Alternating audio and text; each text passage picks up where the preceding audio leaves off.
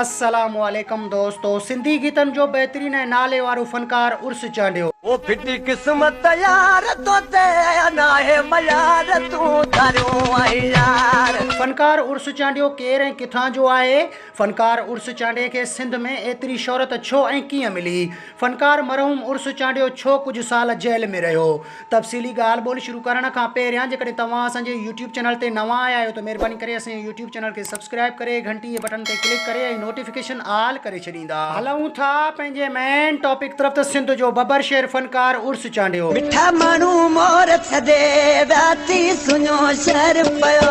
फनकार मरहूम उर्स चांडे जो तालुक गाजी खुआवड़ भरिसां ॻोठ मीरपुर सां आहे, जेको ॻोठ ज़िले कंबर शदाद कोट में वाक़े आहे।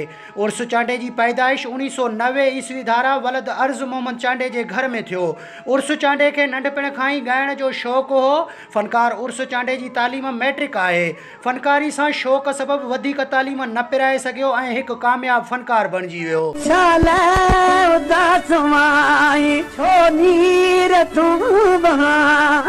उर्स चांडे फनकारी जी शुरूआती सिख्या दोदे चांडे ऐं बाद में जलाल चांडे खां वरिती। उर्स चांडे जो शुमार जलाल चांडे जे वेझे साथियुनि मां हो। कुझु साल उर्स चांडियो संगावती तकरार सबबु जेल में बि रहियो। संदसि 5 पुट ऐं 8 न्याणियूं उर्स चांडे खे आहिनि। उर्स चांडियो गुर्दनि जी बीमारी सबबु 7 मई 2018 में लियाकत हॉस्पिटल कराची में वफ़ात करे वियो।